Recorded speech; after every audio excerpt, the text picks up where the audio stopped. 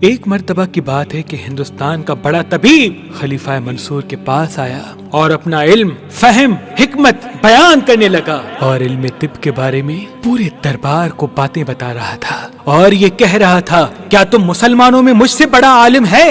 منصور نے سوچا کہ اس طبیب کو کیسے چپ کروایا جائے۔ بالآخر منصور کے تمام وزیروں نے یہ مشورہ دیا کہ اس کو ایک ہی انسان چپ کروا سکتا ہے، وہ ہے نواسائے رسول، امام وقت، امام جعفر صادق علیہ السلام۔ بس تو منصور نے امام کی خدمت میں پیغام بھجوایا کہ آپ آئیں اور اس مشرک کے تکبر کا جواب دیں۔ امام جعفر صادق علیہ السلام جب دربار آ پہنچے تو سب امام کے احترام میں اٹھ کھڑے ہوئے۔ جب اس طبیب نے دیکھا کہ وقت کا بادشاہ اور تمام مشیر امام جعفر صادق کی تعظیم کر رہے ہیں تو وہ امام جعفر صادق علیہ السلام کو دیکھ کے کہنے لگا، اگر آپ بھی مجھ سے کچھ پوچھنا چاہتے ہیں تو پوچھ سکتے ہیں۔ امام جعفر صادق علیہ السلام نے مسکرا کے فرمایا، اے طبیب، میں تم سے کیا پوچھوں، کیونکہ میں تو تم سے زیادہ علم رکھتا ہوں۔ طبیب کہنے لگا، جتنی کتابیں طب کی میں نے پڑھی ہیں، لکھی ہیں، اس زمین پہ شاید ہی کسی نے لکھی ہوں، اور آپ مجھ سے زیادہ جانتے ہیں۔ اچھا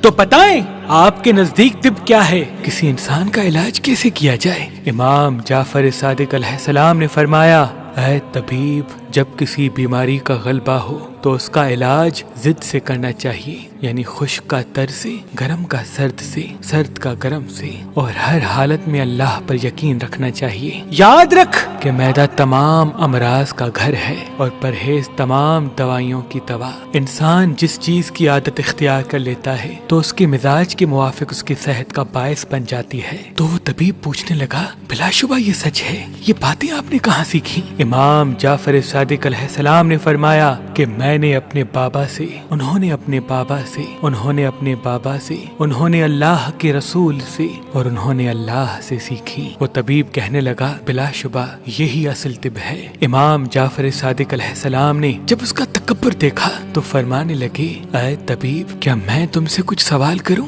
وہ طبیب کہنے لگا، ہاں ہاں، کیوں نہیں۔ امام جعفر صادق علیہ السلام نے فرمایا، اے طبیب، آنسوؤں اور رطوبت کا مقام سر میں کیوں ہے؟ سر پر بال کیوں ہوتے ہیں اور پیشانی پہ کیوں نہیں؟ اور انسان کی ناک دونوں آنکھوں کے درمیان کیوں ہے؟ ناک کے سوراخ نیچے کی طرف کیوں ہوتے ہیں؟ ناک کے اندر بال کیوں ہوتے ہیں؟ اور منہ پر دو ہونٹ کس لیے بنائے گئے؟ مردوں کی داڑھی کیوں ہوتی ہے اور عورتوں کی داڑھی کیوں نہیں ہوتی؟ اے طبیب بتا، پیشانی پہ بل کیوں پڑتے ہیں؟ آنکھوں کے اوپر بھویں کیوں ہوتی ہیں؟ آنکھوں پر پلکیں کیوں ہوتی ہیں؟ یہ تمام سوالات سن کے وہ طبیب گھبرانے لگا اور سر جھکا کے کہنے لگا کہ اے نواسائے رسول، ان سوالات کے جواب میرے پاس نہیں اور نہ ہی میں نے کہیں پڑھے ہیں۔ تو امام جعفر صادق علیہ السلام فرمانے لگے، اے طبیب سن، اگر اللہ آنسوؤں اور رطوبت کا مقام سر میں نہ رکھتا تو انسان کا دماغ خشکی کی وجہ سے ٹکڑے ٹکڑے ہو جاتا،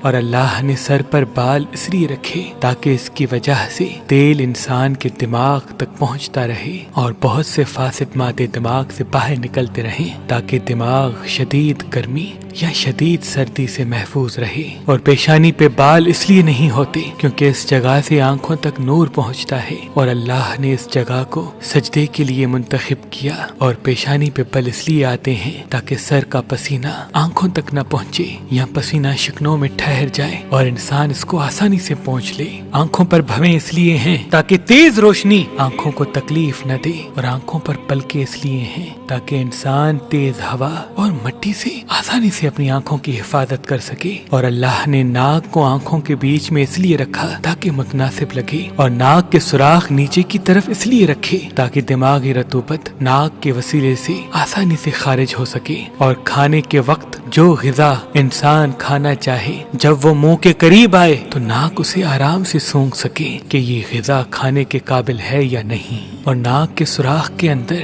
بال اس لیے پیدا کیے تاکہ ہوا میں موجود مٹی फौरन अंदर न जा सके। मुंह पर होंठ अल्लाह ने इसलिए रखे ताकि दिमाग से जो रतूबतें मुंह तक पहुंचे वो रुकी रहें, और खाना भी इंसान के इख्तियार में रहे, जब चाहे फेंके जब चाहे निकल ले। और मर्द की दाढ़ी इसलिए होती है ताकि मर्दों और औरतों में तमीज रहे, और औरतों की दाढ़ी इसलिए नहीं होती ताकि औरत का चेहरा साफ हो, पुरकशिश हो, और मियाँ और बीवी के दरमियान मोहब्बत बढ़े। ऐ शख्स, अगर औरतों के चेहरे पे दाढ़ी होती तो उनका चेहरा पुरकशिश न रहता और मर्द और औरत के बीच में तमीज करना मुश्किल हो जाता। बस जैसे जैसे इमाम तमाम सवालात के जवाब देते गए, उस तबीब का तकब्बुर खत्म होता गया। बिलाखिर वो आपके कदमों तक आ पहुंचा और दस्ते अदब को जोड़ के अर्ज करने लगा, मैंने आज तक ये तमाम बातें किसी किताब में नहीं पढ़ी। बेशक ये वो इल्म है जो नबियों, इमामों और सादात की मीरास है। वो कदम चूम कर मुसलमान हो गया और पूरा दरबार इमाम जाफर सादिक अलैहिस्सलाम के एहतराम में उठ खड़ा हुआ। सलाम हो इमामों के इमाम, इमाम जाफर सादिक अलैहिस्सलाम पर। इमाम जाफर सादिक अलैहिस्सलाम।